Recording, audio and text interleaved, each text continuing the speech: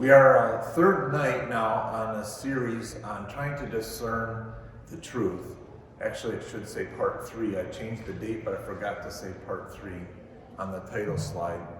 And so the text that we're using as our home base is Christ himself gave the apostles, the prophets, the evangelists, the pastors and teachers to equip his people for works of service so that the body of Christ might be built up until we all reach unity in the faith and in the knowledge of the Son of God and become mature, attaining to the whole measure of the fullness of Christ. Then we will no longer be infants, tossed back and forth by the waves and blown here and there by every wind of teaching and by the cunning and craftiness of people in their deceitful scheming. So that's the key phrase that we're working on here is how can you and I discern from the world and through the scriptures and through the God's wisdom how to avoid being blown back and forth by different teachings and by the cunning and craftiness of people in their deceitful scheming. Deceitful scheming is another way of saying conspiracy theory, right? It's a game that people play to persuade us of something being true that may or not be, and in this case, deceitful, would not be true. How can we tell? Instead, speaking the truth in love, we will in all things grow up into him who is the head, that is Christ. And from him, the whole body, joined and held together by every supporting ligament, grows and builds itself up in love as each part does its work. And so the idea here is that if we are in Jesus and we're building one another in love, these various theories won't cause us to be split up, but they will cause us to grow together. We'll be joined together more and more. God's will for his people is not that we would become more divided, but that we would become more unified. So the reasons for this study is just because there's so many conspiracy theories that are significant, they're intense, and I want to answer the question, can I tell my children how to discern the truth when some new theory comes down the road that the earth is flat, or that we never landed on the moon, or that the Jews are the reason why there's always kinds of trouble, or the election was stolen, or if you get a vaccination, you're getting some chip from Bill Gates, or yada, yada, yada, right? All these theories that are out there. And so how can we discern the truth? And can we teach ourselves anything about that during the process?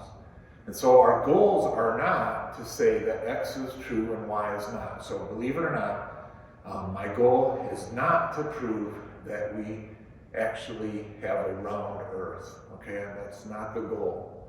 The goal is just to figure out how we could tell. And so if I get caught up in trying to prove that the earth is not flat, then you need to tag me out, because that's not the purpose of the study. The purpose is to confess our sins, our sinful tendencies, why we are drawn to these things, what might be going on in our hearts. We're searching the Bible for principles to help guide us discerning the truth. We want to become mature in Christ, and we want to build one another up in love. And so trying to solve whether this particular thing is true or not is not the goal. The goal is to give us a common set of tools to understand and interpret reality that's going on.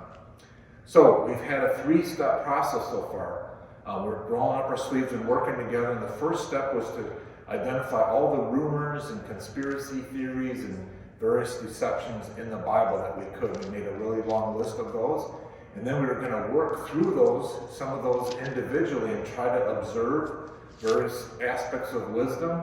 Last week we spent a lot of time going through one of the conspiracies was that Jesus was casting out demons by Satan. And so we looked at how Jesus responded to that and what his answers were. We looked at other proverbs, various things like that. And so we made a list of principles. And tonight we're going to do that again. And then when we get done with that, a couple weeks probably after Easter, because next Sunday night is Easter night, and we're not going to meet on Easter on Sunday night. So in 2 weeks from now, we should, Lord willing, we'll consider this third step. So tonight I hope to finish the second step. Okay? Just as a review, the things that, this is a little smaller font, but the things that we collected from last time is that conspiracy theories often contain half-truths. It's sort of true that Jesus said he was the Messiah, but it wasn't true that Jesus was opposed to paying taxes to Caesar. And so when he was falsely accused before the governing authorities, they kind of told half-truths, but they didn't tell the whole truth. The other thing we learned, that true facts can be verified. If you want to find out whether Jesus rose from the dead, when Paul wrote his account about how at one time 500 people saw Jesus risen from the dead, and Paul writes, and many of whom are still living, you could have, in the time of Paul, gone and talked to those people and had his story verified. So a real thing can be verified. And it's not always easy, but a false truth or a lie cannot be verified. That's sort of the implication. The other thing that we learn from studying is that theories that contradict logic are false by definition. And so remember when Jesus said in defense of himself, if I'm casting out Satan, that doesn't make sense because Satan would be divided against himself. And how could his kingdom stand if he's throwing himself out of some... There's no structure upon which that makes sense. And it's especially true because to cast a demon out of a person would be a good thing, and Satan can't do anything good, even for a bad end. And so he cannot use a good means to a bad end because Satan is so perfectly evil, he even uses bad means towards bad ends. And so it's manifestly illogical that Satan would cast out Satan. Jesus said that. He says, hey, how can it be? That wouldn't make sense. And so he wanted his hearers to realize, when you're accusing me of casting out Satan by Satan, the assertion itself is a contradiction. It doesn't make sense. It's illogical. The other thing we learned is that there's lots and lots of incentive for Jesus' enemies to accuse him of not being who he said he was, because it was a binary choice. Either Jesus is casting out devils by the power of Satan, which is manifestly illogical, or he's doing it through the Spirit of God. And that means the Spirit of the Kingdom of Heaven has come upon you. And so for you and I to reject Jesus, there isn't any other option. There's not a third option. So sometimes there's a binary decision. It's either true or false. So that was the other thing we gleaned from that. We also noticed that do the implications of a particular point make sense? One of the things Jesus said is, if I'm casting out demons by Beelzebub, then how are your people casting out demons? If I'm the perfect Son of God and I cast them out by Satan, then where does that leave you, you bunch of sinners? And so it couldn't be true that Jesus did it by Satan, because even the Pharisees were successful in casting out demons in the name of God. And then also we learn that God does not contradict his prior revelations. So Jesus said, if somebody tells you there is Christ, or here is Christ, or there's Christ, don't believe it. Don't even believe it if there's persuasive evidence, because I am the only Christ. And so any other Christ is going to be a false Christ. Satan has the power to make persuasive lies. In the last days especially, he can even call fire out of heaven and do miracles and do things that are so persuasive, but they're not true. And then another thing we learn from the Proverbs, the first one to present his case sounds right. But the implication being, if you wait till you hear the cross-examine, then you'll see all the pieces that the first person left out. And so the point is, there's always at least two sides of the story, sometimes more. And so we need to be careful that not just the first time we hear about a story, some event, and we hear it interpreted one way. We need to be careful. Are you sure that that's what that meant? How do you know? Is there another possibility going on? We need to be a little bit skeptical. The other thing we notice that there's lots and lots of pressure to follow the group. And so when somebody is spreading lies and that person is influential, then there's more lies like it. The other thing we saw from the Proverbs is that a wicked leader influences the entire culture to be wicked. And so the proverb is as if a king listens to bribes and he listens to lies, then his whole kingdom will be full of wickedness. And so we need to be careful then who we choose to follow. Make sure that your leaders are as lily white as you think they are. Make sure that you follow the right kind of people, and don't be so gullible that anybody who says something you like, that they're necessarily telling you the truth. The other thing that Proverbs says is it's foolish to believe, that's supposed to be believe, not believer. It is foolish to believe everything. So the Bible, Proverbs says it's a fool believes every story that comes on the pipe, and therefore it's wise and good to be somewhat skeptical. It's okay to say, maybe, right? You don't have to buy in right away. You don't have to say, yeah, that one really irritates me too. Share. You know, it's a dangerous thing to just jump the gun and not know what's going on. All right, so that's what we've gleaned so far. And so now we want to study the story, the life of Nehemiah. And Nehemiah encountered quite a bit of opposition. And so there's a lot of text here, and we'll stop at different times. And please help me if you think of something that you'd like me to write on the board as an observation we could learn from the story of Nehemiah. Let's do so right away. But it's kind of a long story. You remember that Nehemiah was a really gifted man, and he was a servant of the king. He was the cupbearer for the king, and he was also a godly man, and God put it on his heart to rebuild the walls of Jerusalem. He heard that the walls were broken down and that things were in disarray, and so he went before the king, and his face was sad, and the king said, "Why is your face so sad?" And he said, "I'm sorry, I can't help it. It's just I'm thinking about my people and the city of my homeland." And the king found favor. Nehemiah found favor in the eyes of the king, and the king gave him permission to rebuild the walls. So when Sanballat the Horonite, excuse me, and Tobiah the Ammonite, so Sanballat and Tobiah, these are the bad guys. An Ammonite official heard about this. They were very much disturbed that someone had come to promote the welfare of the Israelites. So Jerusalem is torn down, they're in captivity to another nation, the local areas are sort of out of control, and these two non-Jews, Sanballat and Tobiah, are really upset that Nehemiah has come to promote the welfare of the Israelites. And then later says, but when Sanballat the Horonite and Tobiah the Ammonite official and Geshem the Arab heard about it, they mocked and ridiculed us. "What is this you are doing?" they asked. "Are you rebelling against the king?" What do you notice already?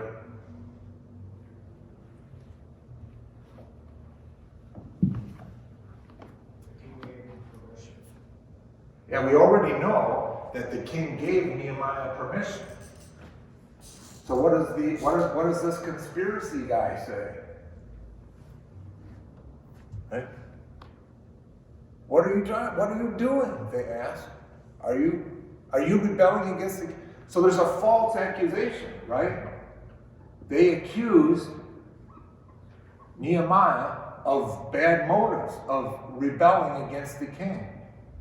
They themselves were opposed to what Nehemiah was doing, and they accused him of something that wasn't true. He had permission from the king. Okay, I just want to pick these things up as we go. And Nehemiah said, "I answered them by saying, the God of heaven will give us success. We, his servants, will start rebuilding. But as for you, you have no share in Jerusalem or any claim or historic right to it." And so there's a battle being drawn, right? There's a political conflict over who gets to be in charge of Jerusalem. Nehemiah has permission from the king, and these guys are opposing him, and he points it out that you don't have any historical right to the city. Down in chapter 4, then he made more progress. He surveys the damage and builds teams to build it. So when Sanballat heard that we were rebuilding the wall, he became angry and was greatly incensed. He ridiculed the Jews, and in the presence of his associates and the army of Samaria, he said, "What are these feeble Jews doing? Will they restore their wall? Will they offer sacrifices? Will they finish in a day? Can they bring the stones back to life from those heaps of rubble burned as they are?"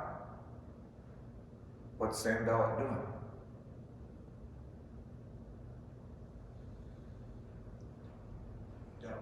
Yeah? Casting doubt, right? So again, from the things that we learned before, there's a lot of incentive for Sanballat to be of this camp. He wants his own political power, so his method is to cast doubt on the efforts of Nehemiah and the Jews. What other things is he saying? Any other ways to describe? I just think of things, but it doesn't mean they have to be written down. Any other ideas from this?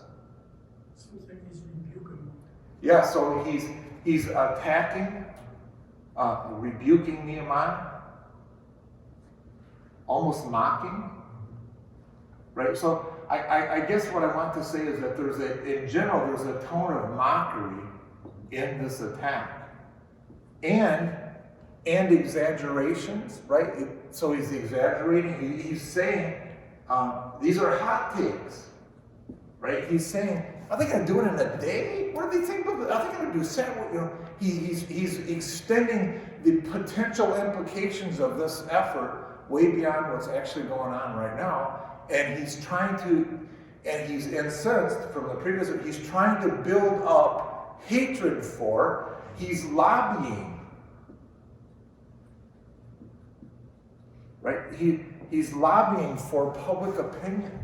He's posting a lot of nasty stuff on Twitter, I think. That's how I would interpret it. Right. Tobiah, the Ammonite, who was at his side, said, what they are building, even a fox climbing up on it would break down their wall of stones. And so they're mocking again and saying it's not possible, and they're trying to discourage the workers so that they won't continue the effort. Hear us, O God, for we are despised. Turn their insults back on their own heads. This is Nehemiah praying. Give them over as plunder in a land of captivity. Do not cover up their guilt or blot out their sins from your sight, for they have thrown insults in the face of the builders. So that's, how does Nehemiah interpret all that, right? He interprets all this stuff as insults. How to say that, I'll just draw a circle here. And Nehemiah says, they're insulting us. So there's a battle going on. And how does Nehemiah respond? He's going to curse him. Yeah, he calls out to God.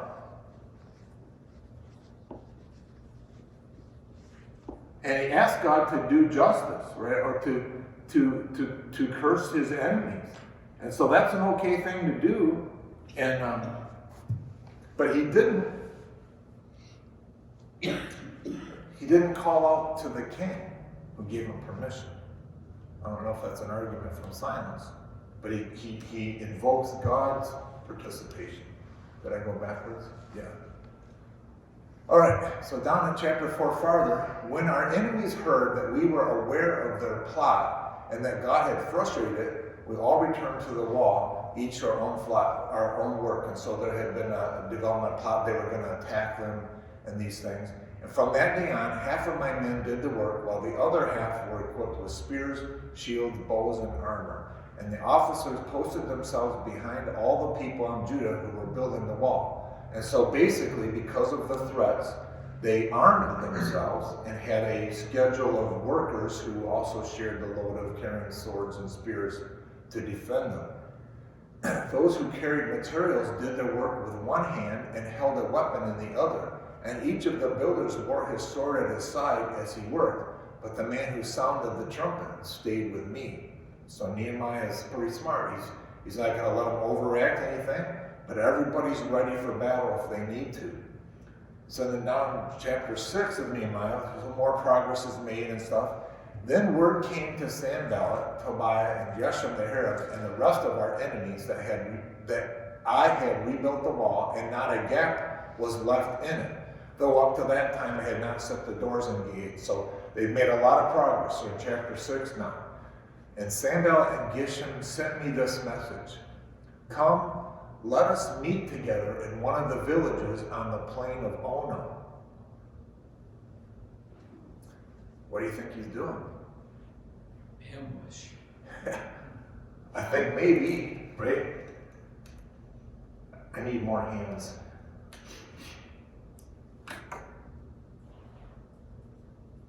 Some kind of a disingenuous invitation, let's put it that way, right? But they were scheming to harm me. So I sent messengers to them with this reply: am I carrying on, or I am carrying on a great project and cannot go down. Why should the work stop while I leave it and go down to you? 4 times they sent me the same message, and each time I gave them the same answer. So it's interesting to me that Nehemiah knew enough about what was going on that he was not going to be distracted from the mission based by this ambush/distraction thing that they were trying to do. They're trying to get him to come down and negotiate or something. I don't know. But it wasn't legit according to Nehemiah. Then the 5th time, so 4 times they told him to come down. The 5th time, Sanballat sent his aide to me with the same message, and in his hand was an unsealed letter in which was written. So now you see what's going on? An open letter, an open Twitter post, right? They're going to publicly say something about Nehemiah in the media. They're going to attack Nehemiah in a public way through this unsealed letter and try to scare Nehemiah. And the letter said, it is reported among the nations, and Geshem says it's true. You see what they're doing? They're borrowing somebody's expertise, somebody who may not know anything about whatever, but some celebrity, somebody, and Geshem says it's true, so hey, if so-and-so says it's true, it must be true, right? I want to notice it. They're borrowing credibility.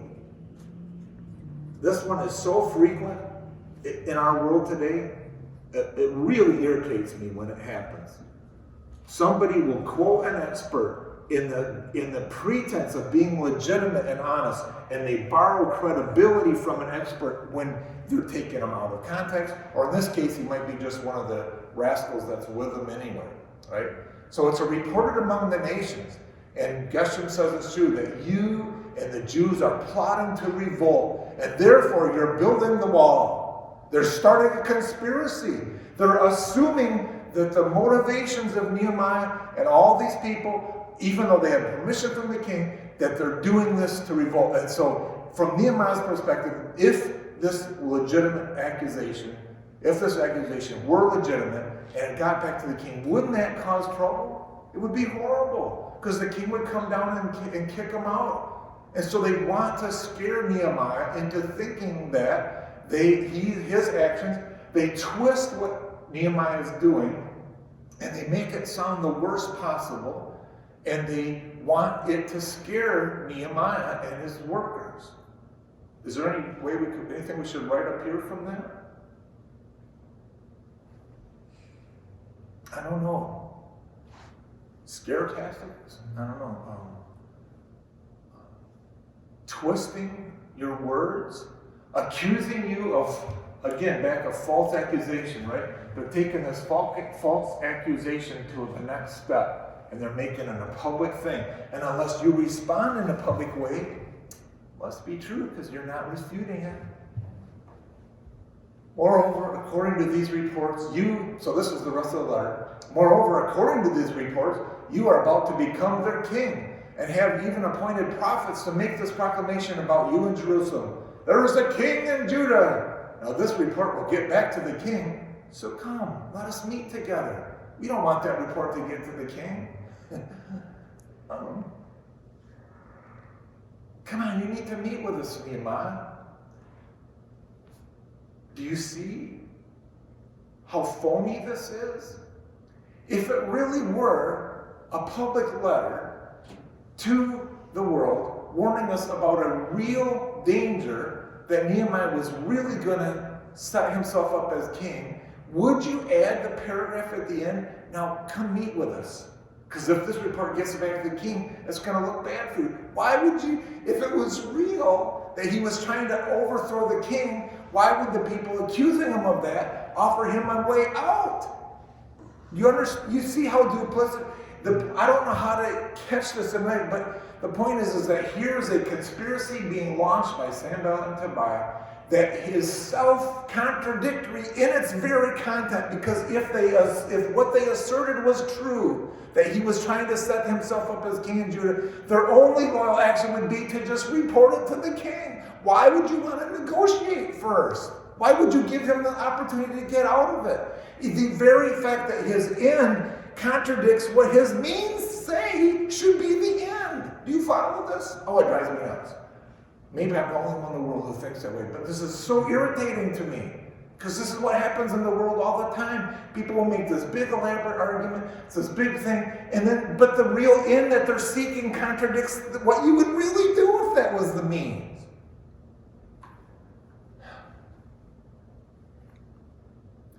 There's a lot of, I have to be careful here because I don't want to get off base and start trying to prove that X is Y or is true. Okay, so you listen carefully here. There are a lot of people saying that our world is being controlled. We're using terms really widely, like socialist and Marxist and fascist and all this stuff. Do you realize what an insult it is to real fascists to accuse our country of being fascist? Because if there were really fascists and you were walking around, there'd be a red dot on your forehead. And then a minute later, there'd be blood all over the street. If it was really that dangerous. You know what I'm trying to say? That if the government were really run by Hitler and his cronies type fascists, then there would really be people hanging on the streets, hanging from light poles. It would be really awful. And in some ways, the absence of recompense against quote-unquote enemies of the state ought to prove to us that there's not that level of evil in control. Because they'd be ghosted. They wouldn't be in court. In other nations where oppressions have happened, you just get ghosted right out. Does that make sense? I'm trying to say is that the accusation of being a fascist is just like this kind of thing. You're trying to set yourself up as a king in Judah, so come meet with us so we can talk about it. No. If you were actually setting yourself up as a king in Judah, the king who Nehemiah actually knows by face to face would be sending an army of guys down there and hang them. It'd be over with in no time. And so I just want you to see the disconnect between the accusation and the end toward which it seeks. I don't know how to say that in just a few words, but there's a conflict between the means and the rational end that it doesn't make sense. I don't know how else to say that. Man. So, Nehemiah says, I sent him this reply. Nothing like what you are saying is happening. You are just making it up out of your head. I love it. That's a good answer. That might be the best answer to give when somebody's making something up. Don't even give it the credibility of trying to argue with it. Just call it what it is. You're just making this up out of your head. I don't know how do you write that one? I don't know, it was a great Instagram verse thing. What's that? We should just make this is the new verse. Instagram verse for all the Christians. It's nothing like what you're saying is happening. You're just making it up out of your head. That's my new Instagram verse. Yeah. An honest reply. He didn't even give their accusation credibility enough to honor it with an answer. It was so ridiculous. They were all trying to frighten us, thinking their hands will get too weak for the work and it will not be completed. But I prayed, now strengthen my hands. Man, it goes back to calling out to God, right? In these kinds of battles, if it really is that kind of thing, then I think it's a lot better to call out to God and ask for strength. He'll vindicate us. We don't need to win.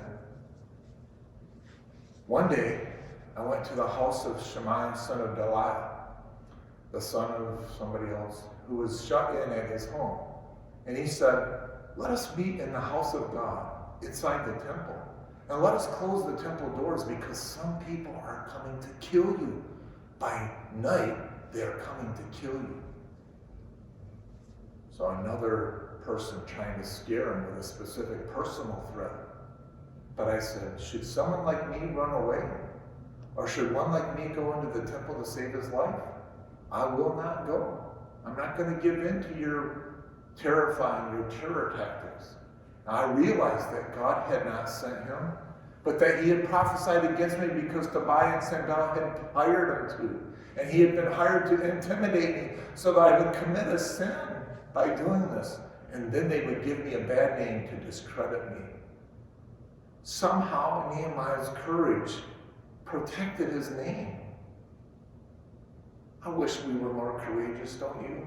Part of what makes me the most sad about what's happened in our country in the last 12 years is how Christians have given Jesus a bad name by losing our courage, by thinking that it's all going to hell in a handbasket and we can't do it unless we win some political battle that's all over with.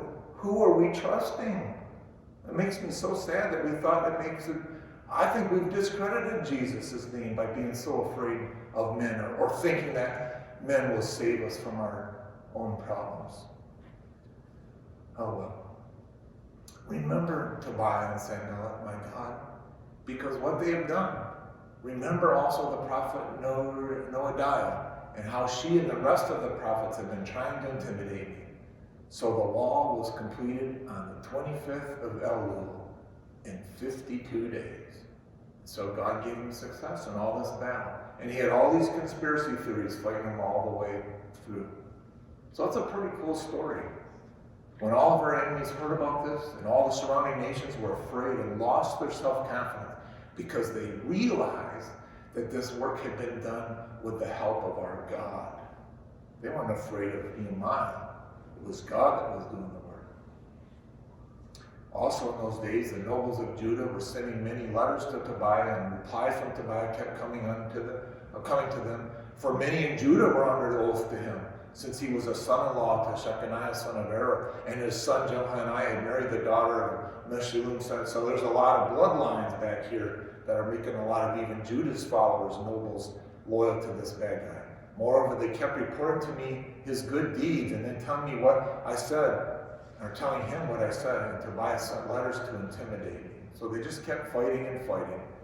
But Nehemiah knew who God was and knew what he was doing, and he knew they were just making up lies.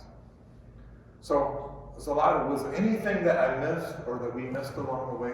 Joel? So you were framing this discussion in light of conspiracy and stuff, but a lot of this could also be. Here, hold a second. I want to get everything to the tape. We're framing this discussion in light of conspiracies and conspiracy theories, but a lot of it can also be framed in light of abuse and abusers within the church, even, especially that last one that you put up, because a lot of times when there's an abuse situation in the church, it can divide people. Well, this person's really, really great. He's always done wonderful things. Let's stand up and applaud him. And I can think of two scenarios right off the top of that where an abuser was given a standing ovation. And yet, abuse continued. And the truth was that person was not worthy of that accolade. So I think this is good stuff, even more broadly applicable. For sure. There's the story of Nehemiah has applications for leadership in many contexts, and not the least of which is the times when within the body or within some religious organization somebody has corrupted themselves and fallen, and then the rest of the organization does cover-ups and intimidates the victims and pressures them not to participate in any legal process. And yeah, shame on the body, shame on those who name the name of Christ who've been involved with that. Any other observations? That you got the mic, Joel, so you're the automatic carrier now. Anybody else? Yeah, Glenn?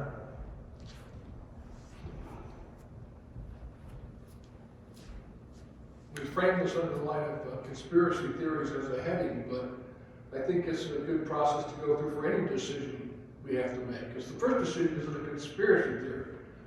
If you decide not, well, you're not going to go through any steps. Well, that might be the major flaw in your thought process, is you didn't go through all these steps to figure out whether it was or wasn't. So there's a starting point that's a key in this process, I think.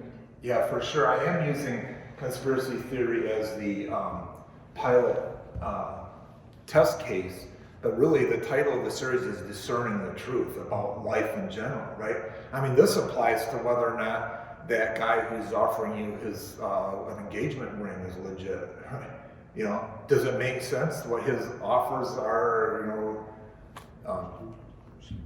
When a man tries to seduce a woman and says, "If you really love me, you would not say no to me." That's a lying, manipulative process that he's trying to, and you're making it up out of your head, man. Those women should say that phrase. That's an Instagram verse, man. We're gonna go famous. I wonder what font we should use, Steve. Maybe some Gothic font. Any other thoughts about Nehemiah's story? All right. Well, good. If you're willing, I have some more proverbs that are kind of shorter, and we can maybe capture some more from these. I want to. I'm going to have to write some different place, but here's an Ecclesiastes. When Solomon said, "I applied my mind to know wisdom and to observe the labor that is done on earth, people getting no sleep day or night, and then I saw all that God has done.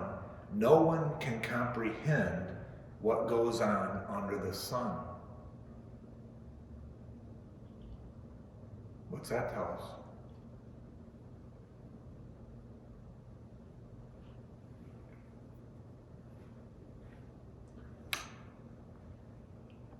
Are you sleeping, Tim?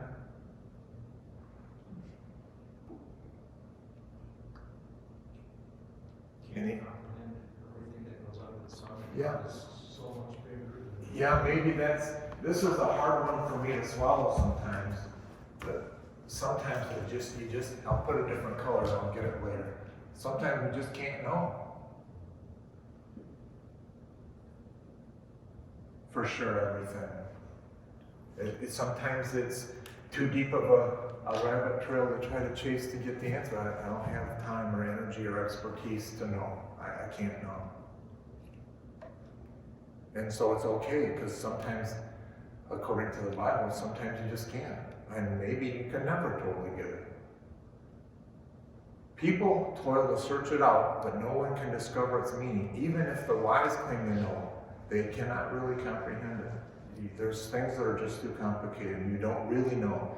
I heard somebody say, the idea that there's a single cause that governs everything is itself kind of a fallacious point of view. Life is more complicated.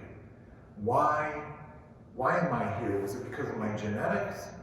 Or was it because my family raised me this way?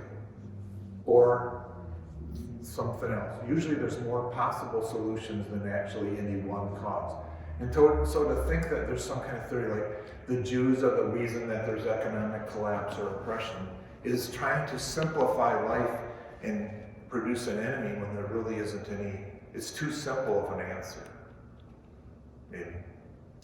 Okay, here's another one. There is no wisdom, no insight, no plan that can succeed against the Lord.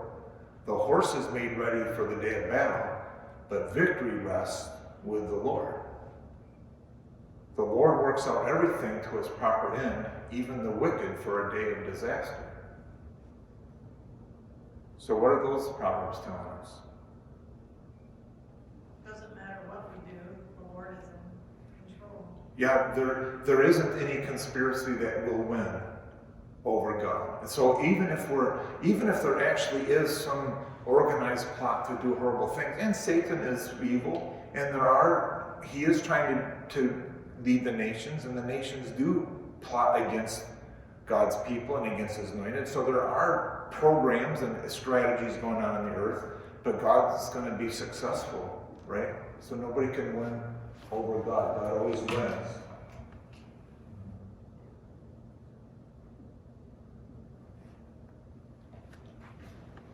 Any other?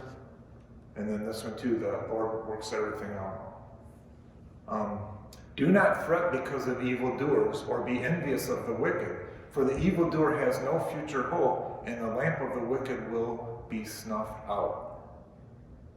That makes us be awful patient, and that's hard to do. It makes us be awful patient. It's hard to be patient, is what you're saying? Yeah, because, I mean, in time, God's going to win, but we might not even see that victory. Yeah.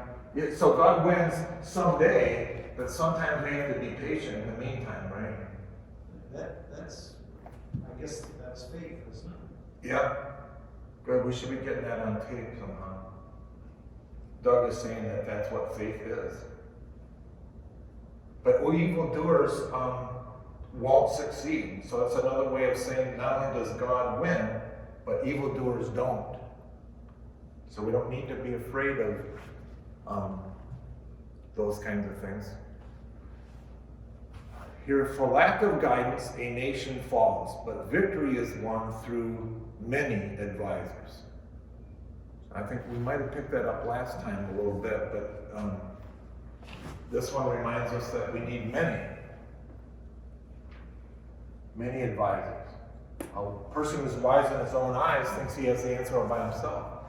Listen to one person, think you have the answer for everything. You need to look at a difference of opinions, different advisors, different experts, and weigh the balance.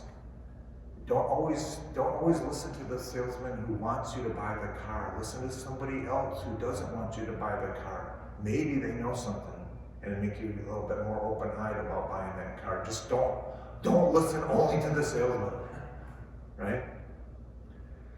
What has been will be again. What has been done will be done again. There's nothing new under the sun. Do you believe that? Do people in our world believe that? I think there's a lot of gullibility is just straight up off the cuff. Never heard it before, must be true. Things are not, there's nothing new, apparently. There's not really anything new. Solomon had an iPhone.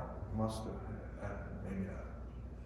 But it's kind of wise to remember, no, this is just the same old thing in a new package.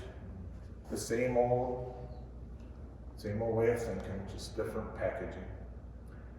Is there anything if anyone can say, look, this is something new? It was here already long ago. It was here before our time. And then here's another clue. The end of a matter is better than its beginning, and patience is better than pride. Do not be quickly provoked in your spirit, for anger resides in the lap of fools. So I think this is to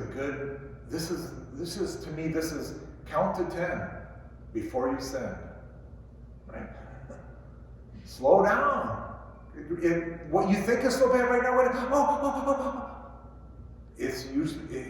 it's not as better than you think it is going to be. It may look really bad right now, but it's not going to turn out as bad as you think it does. The very fact that we project that, you all saw it, right? Here's the graph of the COVID infections. What's going to happen tomorrow? We all be dead. Right? It can't sustain. There's not enough people. Eventually, it runs out. It has to. But this projection, the end of a matter is not as bad as you think. At least that's what cynical Solomon said. Something to think about.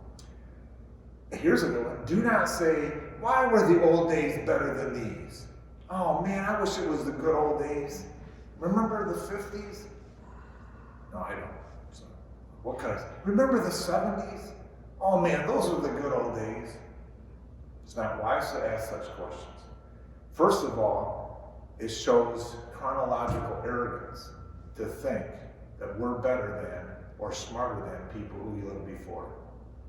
So the current aren't better either. But the old days aren't necessarily that. We just have selective memory.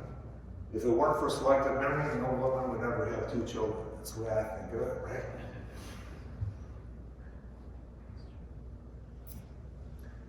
Indeed, there is no one on earth who is righteous, no one who does what is right and never sins. And we're all sinners. Do not pay attention to every evil or every word people say,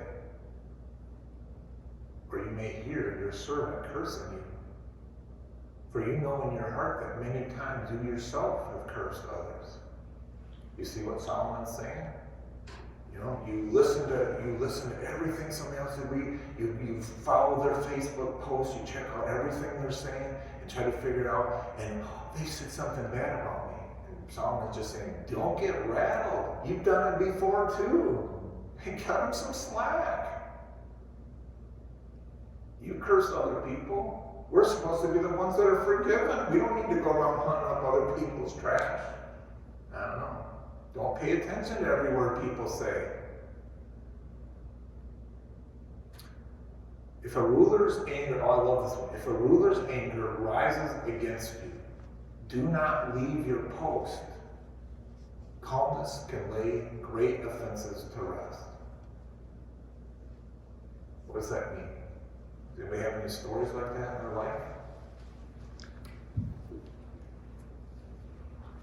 If a ruler's anger rises against you, do not leave your post. What's Solomon saying?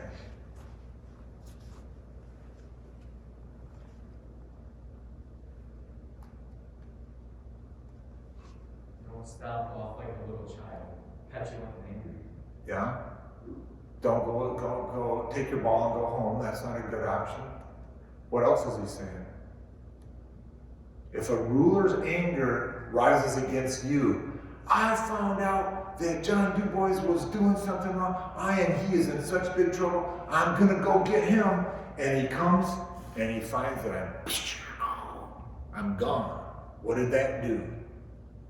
Probably confirmed his theory, right? I gave him proof. But if I'm standing at my post, yes, sir, ready to report, sir. It's one less thing from the anger. Yeah. Calmness can lay great offenses to rest. I have a story. When I was an engineer at Steelcase, I was sort of new to the company and I was responsible for the robotic welding systems. And so I had spoken at some kind of a society of mechanical engineers, done a presentation on the safety systems we had about robots and all this stuff. And some magazine came and interviewed me as an editor, as an article, a reporter about how we were doing this welding. And so I'm just answering questions about how our welders work. And they had 2 welding torches, and they would do 2 chair parts at a time by a robot, so they would make like these 12-inch welds, 2 at a time. It was really pretty powerful automation, and we could really kick out these chair pieces. They're the bases of Steelcase chairs. We could do it really fast, and it was really amazing. And he asked how many inches per second we moved the welder, and I told him all this stuff. And then this article gets posted, and it has these details about what Steelcase is doing with their robotics. And somebody came in my office, bug-eyed with it highlighted. He said, "You told this stuff to them, and they published it. This is industry secrets. You've blown it. You're in big trouble now because you've told the competition what we do. We don't tell anybody about it. We don't let them even come in and interview us." And so I was in big trouble. What I did, I remembered this passage. And I took the article and went right to the director's office and said, "Sir, I have made a mistake. I did not mean to do that." And he didn't get mad at me at all. He got pretty mad at our PR person that let the article, that let the reporter talk to me in the first place. But it calmed down. If I would have tried to hide that and covered that up, because it was just an honest mistake. I didn't know it was an industrial secret. I didn't think it was that big of a deal. I didn't know. So, I think those things can help us. Anyway, thanks for listening to my war story. And I hope that you're encouraged by Nehemiah's courage. And as I collect these observations that we've had tonight, then the next time we get together, I'd like us to just sort of make that make that rubric. And what would be wisdom that we would use when another theory comes down the pike, or you hear another alarming report on the media, on TV or whatever, about something awful or something wonderful or something terrifying happening. How should you respond? Should we forward it? Should we claim it's true? Should we oppose it? What should we say? Should we say anything? How do you decide? That's what we're trying to get to. Okay? Father in heaven, thank you so much for your word. Help us to study it well and to understand it. Help us to be wise and loving and careful with one another and realize that we have different perspectives. But Father, we all want to please you, and we're grateful that the Lord Jesus has come and given us the true truth. And what really matters is our understanding of the gospel. And he's made it clear to us what we need to do to be saved and how we're supposed to live our lives. Help us not to be distracted by these things.